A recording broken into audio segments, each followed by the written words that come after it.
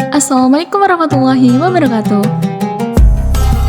Sejarah masuknya Islam di Nusantara oleh Muhammad Ainul Yakin.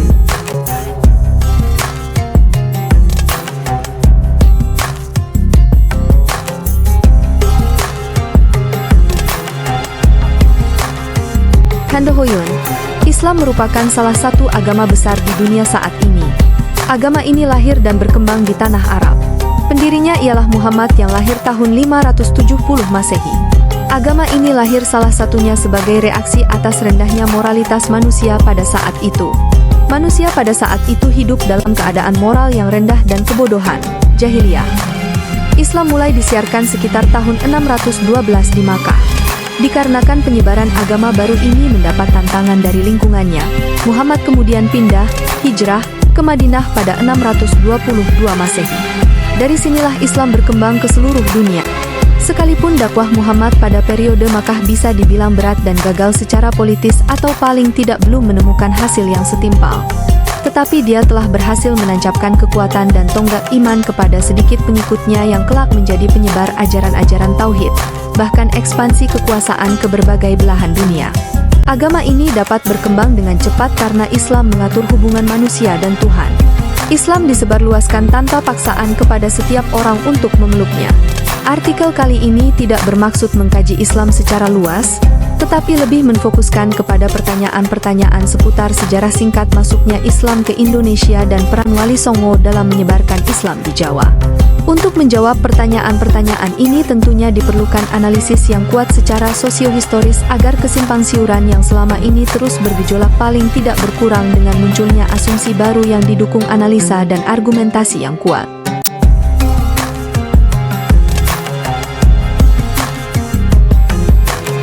Teori masuknya Islam ke Nusantara. Teori Gujarat. Teori yang dikembangkan oleh Snow Khurgronje ini mengusulkan bahwa Islam masuk ke Indonesia melalui hubungan perdagangan dengan Gujarat, India. Teori Makkah Arabia. Teori yang dikemukakan oleh para sejarawan Barat, Van Leur, T.W. Arnold, Crawford, Nieman, dan De Hollander, ini menghubungkan masuknya Islam ke Indonesia dengan pusat Islam di Makkah. Teori Persia. Teori yang dibangun oleh P.A. Hoesein Jajadiningrat ini fokus pada peran Persia dalam membawa Islam ke Indonesia. Teori Tiongkok.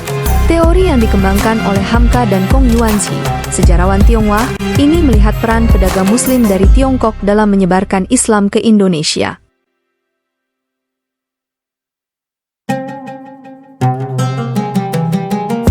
Waktu Islam pertama kali masuk ke Nusantara. Abad ke-7. Sejarah mencatat bahwa Islam pertama kali masuk ke Indonesia pada abad ke-7 Masehi. Perdagangan maritim menjadi jalur utama penyebaran agama ini. Abad ke-11. Tidak terdapat bukti yang konkret mengenai teori ini, namun para ilmuwan memiliki bukti sebagai pendukung teori ini, yaitu ditemukannya nisan Fatimah binti Maimun yang tertera tahun 1082.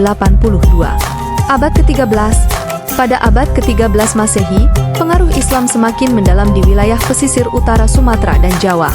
Kerajaan-kerajaan Islam seperti Samudra Pasai di Aceh dan Kerajaan Demak di Jawa muncul sebagai pusat-pusat penyebaran agama dan kebudayaan Islam.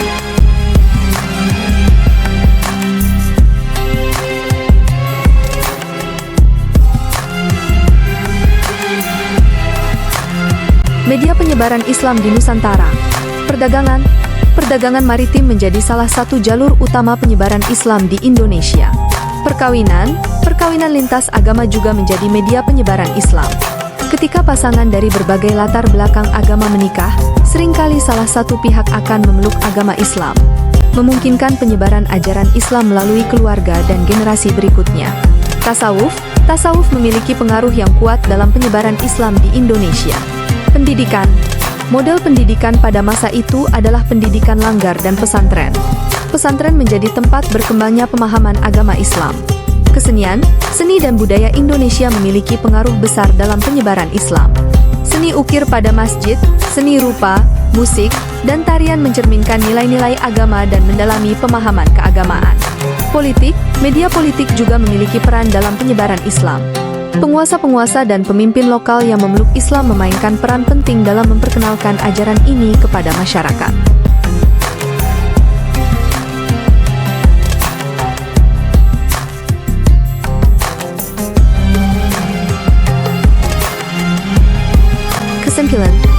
Kesimpulannya, masuknya Islam ke Indonesia merupakan proses yang kompleks dan melibatkan berbagai faktor seperti perdagangan, perkawinan, penyebaran agama oleh pedagang dan ulama, serta akulturasi dengan budaya lokal. Proses ini tidak hanya membentuk lanskap keagamaan Indonesia, tetapi juga menciptakan Islam yang unik dan berbeda dari Islam di wilayah lain. Dengan sekitar 87% penduduk Indonesia mengidentifikasi diri mereka sebagai Muslim, Islam telah menjadi bagian tak terpisahkan dari sejarah, budaya, dan identitas nasional Indonesia. Terima kasih.